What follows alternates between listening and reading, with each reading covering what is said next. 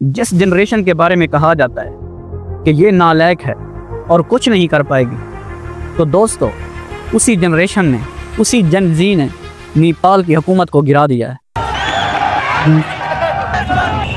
नेपाल के prime minister KP Sharma Oli को इस्तीफा देने पर मजबूर कर दिया है। और तो और अब ये प्रोटेस्ट इस हद तक बढ़ चुका है कि प्राइम मिनिस्टर के घर तक को आग लगा दी गई है और पार्लियामेंट भी आग की लपेट में आ चुकी है। इसके अलावा फाइनेंस मिनिस्टर को रोड पर जूतों से मारा गया है और इस प्रोटेस्ट की वजह से एक अनफॉर्चुनेट डेथ भी हुई है। एक्स प्राइम मिनिस्टर के घर पर आग लगने की वजह से उनकी बीवी की डेथ हो गई। तो ऐसे में सवाल ये उठता है कि आखिर ये सब क्यों हो रहा है?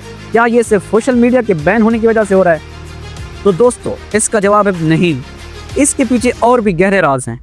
तो आइए देखते हैं इस वीडियो के अंदर आखिर ऐसा क्या है कि जिसने जेन ज़ी को इतना बड़ा कदम उठाने पर मजबूर कर दिया है। ये बात है 8 सितंबर 2025 की। नेपाल के कैपिटल काठमांडू के अंदर एक हजूम इकट्ठी होती है, एक भीड़ इकट्ठी होती है प्रोटेस्ट के लिए, जिसके अंदर ज़्यादातर 90 to 80% लोग 20 से 25 साल के दरमियान थे और जिन्हें जेन ज़ी कहा जाता है। इस प्रोटेस्ट को हामी नेपाल NGO ने ऑर्गेनाइज करवाया था और ये प्रोटेस्ट काठमांडू के दरमियान मैती घर मंडल से शुरू हुआ और ये रैली निकलने वाली थी पार्लियामेंट का। ये प्रोटेस्ट नॉन वायलेंट चल रहा था, तो वहाँ की हुकूमत ने पुलिस को लगा दिया ताकि वो प्रोटेस्टर्स को रोकें। तो वहाँ पर पुलिस ने रबर बुलेट्स का इस्तेमाल किया, एयर और स्मोक और पानी वगैरह का इस्तेमाल करके वहाँ की आवाम को रोकने की कोशिश की, लेकिन आवाम नहीं रुकी। तो फिर आवाम और पुलिस के दरमियान एक क्लैश देखने को मिलता है, जिसके बाद वहाँ की हुकूमत ने दोपहर के 3:30 बजे कर्फ्यू लगाने की भी कोशिश की, लेकिन नाकाम हुए। इसके बाद जो हुआ उसे देखकर पूरी दुनिया क्या पूरा हर कोई घबरा गया। तो कुछ लोग वहाँ की पार्लियामेंट के अंदर भी घुस गए थे। तो ये चीज़ देखकर वहाँ पर पुलिस वालों ने गोलियां चलाना शुरू कर दी। कोई रबर की गोलियां नहीं थी, ये कोई नकली गोलियां नहीं थी, ये एक्चुअल गोलियां थी, असल गोलियां, जिसकी वजह से 19 लोग मर गए और 400 जख्मी हुए, जिनके अंदर एक 12 साल का बच्चा था। तो अब आप ये सोचिए, इतना जुल्म देखकर कोई भी घर में नहीं बैठेगा।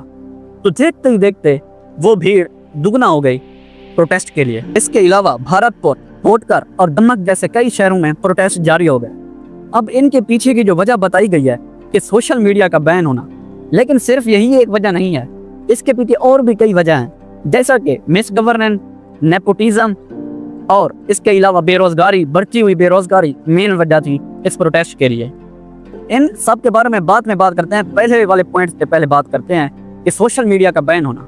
तो ये बात है नवंबर 2023 की।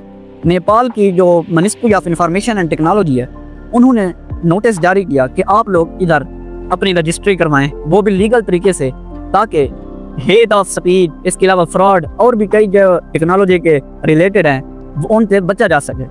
5 कंपनियों ने रजिस्ट्रेशन करवाई, उसके अलावा बाकी किसी कंपनी ने तो सीरियस नहीं लिया। और उसमें टिकटॉक सबसे बड़ा नाम था चाइना के अंदर जो टिकटॉक है। इसके अलावा किसी बड़ी कंपनी ने रजिस्ट्रेशन नहीं करवाई। तो इसी चीज़ को देखकर supreme court of Nepal Kathmandu के अंदर उन्होंने बाकी सब प्लेटफॉर्म को बैन करने की परमिशन दे दी। तो फिर यहाँ पर ऐसा चलता रहा। तो अभी फिर अगस्त 2025 में वहाँ की सरकार ने दोबारा कहा कि आपके पास 30 सितंबर तक का वक्त है कि आप रजिस्ट्रेशन अगर करवा देंगे लीगल तरीके से तो ये बैन नहीं होगा आपके प्लेटफॉर्म। लेकिन किसी कंपनी ने इस चीज़ को दोबारा सीरियस नहीं लिया और फिर से नेपाल के अंदर बैन कर दिया गया इन प्लेटफॉर्म्स, जिनमें ट्विटर, जिसे एक्स कहा जाता है, स्नैपचैट, इंस्टाग्राम, यूट्यूब, सारे बड़े बड़े प्लेटफॉर्म, ऐसे 23 से 26 प्लेटफॉर्म थे, उनको बैन कर दिया गया। प्रोटेस्टर्स का कहना था कि इन्होंने सोशल मीडिया इसलिए बैन किया ताकि अवाम की आवाज़ को दबाया जा सके। Government extremely it is against our freedom of speech and they want to control us just like a dictator। क्योंकि वहाँ पर सोशल मीडिया प्लेटफॉर्म्स हैं जो उन पर हुकूमत के लोगों को एक्सपोज किया जा रहा था और नेपोटिज्म को भी एक्सपोज किया जा रहा था। वहाँ पर कई वीडियो वायरल हुई, कई फोटोज वायरल हुए, जिसके अंदर नेपोटिज्म यानी वहाँ के जो हुकूमत के नुमाइंदे हैं, लोग हैं, उनके जो बेटे बेटियाँ हैं, उनके लेविश लाइफस्टाइल को देखकर अवाम जो वहाँ की यूथ थी नेपाल की, उनके अंदर बहुत गुस्सा था। और इसके अलावा गुस्सा सिर्फ इस चीज़ के लिए नहीं था, नेपोटिज्म के अलावा वहाँ पर करप्शन और बेरोजगारी के लिए भी गुस्सा था। जिसकी वजह से ये प्रोटेस्ट जारी हुआ था। वहाँ पर बेरोजगारी की हालत ये है, 20% से भी ज़्यादा यूथ अनएम्प्लॉयमेंट रेट था 2024 में। हालत ये थी कि लोगों को माइग्रेट करना पड़ रहा था खाने के लिए, अपनी जॉब के लिए। और सबसे जो बड़ी बात है वो ये थी कि 2024 में जो रशिया और यूक्रेन के अंदर वार थी, वहाँ पर लड़ने के लिए 15,000 लोग गए थे नेपाल से, सिर्फ पैसे के लिए। उन्हें कुछ ही हफ्तों की ट्रेनिंग देकर फ्रंट लाइन पर लड़ने भेज दिया जाता था। सबैजनालाई नमस्ते छ। म चाहिँ यता रसियामा आएको 2 महिना पुरा भयो लगभग। अनि मैले चाहिँ रसियामा आएर चाहिँ धेरै दुःख पाएँ। त्यही नै हो। अनि त्यहाँ चाहिँ धेरै गाह्रो छ हामीलाई सर्भाइभ गर्नको लागि। तो आप ही सोचें, ये आखिर मतलब इतना ख़तरनाक और हैवी जो मतलब जुनून था पैसे को लेकर, आखिर प्रोटेस्ट तो होना ही था। इसी वजह से रशिया के अंदर कई नेपाली लोग जंग के दौरान मारे गए और रशिया वाले उन्हें लुक्रेटिव ऑफर्स दे रहे थे, जैसा कि वो 1 महीने का $4,000 से ज़्यादा कमा लेते थे, जो कि नेपाली 5 लाख रुपए से भी ज़्यादा बनते हैं। तो फिर आप ही सोचें कि जहाँ पर उन्हें ऑफ़र और कोई अपॉर्चुनिटी नहीं मिलेगी तो उन्होंने मौत को, अपनी ज़िंदगी को आगे रखा और पैसे कमाने के लिए कहीं और जंग लड़ने चले गए। अगर यहाँ पर नेपाल की पॉलिटिशियन थोड़ी सी हमदर्दी, थोड़ी सी एम्पैथी दिखाते तो आज हालात ये नहीं होते। लेकिन हुआ इसका बिल्कुल उल्टा। नेपाल के पॉलिटिशियंस के जो बेटे हैं वो अपना और ज़्यादा लेविश लाइफस्टाइल तो ये वो दिखाने लगे। तो इसी लेविश लाइफस्टाइल को देखकर पॉलिटिशियंस के बेटे के तो वहाँ की आवाम भड़क गई और टिकटॉक के ऊपर और भी जो भी प्लेटफॉर्म वहाँ पर बैन नहीं थे, वहाँ पर #NepoKid, #NepoBaby के जो हैशटैग्स हैं वो ट्रेंड करने लगे। और लोगों ने कंपैरिजन वीडियो बनाई कि एक आम आदमी की ज़िंदगी क्या है और एक वहाँ के जो पॉलिटिशियंस के बेटे हैं वो बाहर से क्या लेके आ रहे हैं, डिज़ाइनर बैग्स, बड़ी बड़ी गाड़ियाँ, ये वो। और जो आम लोग हैं वो कॉफन्स के अंदर आ रहे हैं। और ये जो रशिया के अंदर गए थे नेपाली लोग जंग लड़ने के लिए, उनकी तरफ इशारा था। तो इसके अलावा दोस्तों, नेपाल के अंदर करप्शन भी एक बहुत बड़ा मुद्दा है, जिसकी वजह से मार्च 2025 में एक प्रोटेस्ट भी हुआ था। वहाँ की जो यूथ है वो वहाँ के जो ओल्ड यानी 70 ईयर्स प्लस के जो पॉलिटिशियंस हैं वहाँ से तंग आ चुकी है और बहुत ही ज़्यादा तंग आ चुकी है, जिसकी वजह से ये प्रोटेस्ट हुआ लास्ट टाइम भी और ये भी जो अभी इन चल रहा है। तो इस चीज़ को देखकर लोगों ने कहना शुरू कर दिया कि ये रिपब्लिक ऑफ नेपाल नहीं होगा, बल्कि ये मोनार्की दोबारा वापस आ रही है। मोनार्की का मतलब क्या है? 2008 से पहले नेपाल के अंदर मोनार्की थी, यानी डेमोक्रेसी नहीं थी, आवाम का चुना हुआ कोई नहीं था वहाँ पे। वहाँ पर किंग यानी जैसा कि किंग चले आते हैं, ख़ानदान जैसा एक हुकूमत करता है, इसे मोनार्की कहते हैं। तो वहाँ का आखिरी किंग जो था, किंग यमाटो पता नहीं कोई था, मुझे नाम भूल गया। इसके अलावा इसको 2008 के अंदर फिनिश कर दिया गया और डेमोक्रेसी आ गई। तो अभी तक 2025 तक 17 ईयर्स हो चुके हैं नेपाल को डेमोक्रेसी हुए। तो 13 बार हुकूमत चेंज हो चुकी है। आप सोचें, 17 ईयर्स में 13 दफ़ा हुकूमत चेंज हो चुकी है। और कभी KP शर्मा तो कभी पुष्प सिंह तो पता नहीं कोई, यही 3-4 जो लोग थे, पावर इनकी गिर्द रोटेट करती रही और जिसकी वजह से नेपोटिज्म और करप्शन बढ़ती रही। तो इस चीज़ को देखकर भी ये प्रोटेस्ट जारी हुआ और आवाम के अंदर एक गुस्सा जो बाहर आ रहा है। तो नेपाल के अंदर 2 डोमिनेंट पॉलिटिकल फोर्सेस हैं, एक है नेपाली कांग्रेस और एक है नेपाली कम्युनिस्ट। नेपाली कम्युनिस्ट के नीचे 2 पार्टीज हैं, यूनाइटेड मार्क्सिस्ट एंड लेनिनिस्ट और जो एक और भी है। ये दोनों पार्टीज अपने नीचे जो छोटी पार्टीज हैं उनके साथ अलायंसेस बना के हुकूमत का कट मोड़ इधर करते रहते हैं और हर वक्त हुकूमत करते रहते हैं। बस इन्हीं 2 पावरफुल पार्टीज हैं, हमेशा अक्सरियत इनकी हुकूमत ही रही है नेपाल के अंदर। और इनके अंदर जो इनके सरबराह हैं, इन सब पर करप्शन के इल्ज़ाम लग चुके हैं, एलिगेशंस लग चुके हैं कि ये करप्ट हैं। तो नेपाली कांग्रेस के जो हेड हैं उनके ऊपर ये एलिगेशन है कि उन्होंने एयरक्राफ्ट परचेज के अंदर कमीशन का मतलब जो कमीशन है वो खाया है। जो है शेर बहादुर देवबा और उनकी जो बीवी है आरजू देवबा, उनके ऊपर फेक डॉक्यूमेंट्स का इल्ज़ाम लगा, जो फॉरेन मिनिस्टर थी नेपाल के।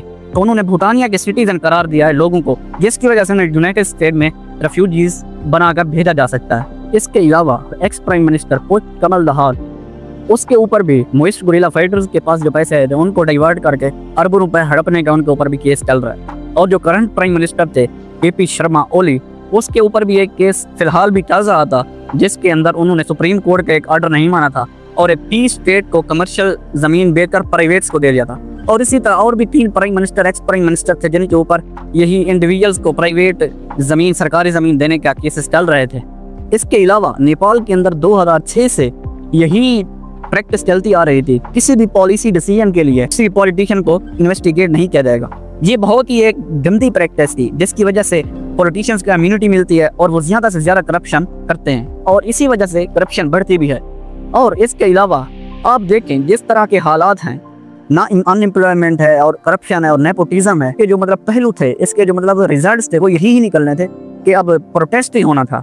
और इस प्रोटेस्ट को लेकर पहले तो हुकूमत सतर्क नहीं थी, मतलब अटेंशन नहीं दिया उन्होंने, जिस वजह से उन्होंने बैन भी किए थे। लेकिन जब इन्होंने आग लगा दी और इन्होंने जब गोलियां चलाई तो प्रोटेस्ट को एक और ज़्यादा वो मिली, कहते हैं हवा मिली आग को, और वो बढ़ता गया।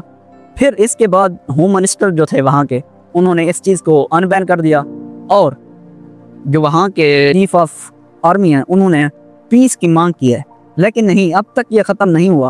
और क्योंकि अभी तक AP शर्मा ओली ने वो नहीं दिया था, क्या कहते हैं, रेजिग्नेशन, वहाँ पर 9 सितंबर को उन्होंने रेजिग्नेशन भी दिया और अपनी हुकूमत से इस्तीफ़ा दे दिया।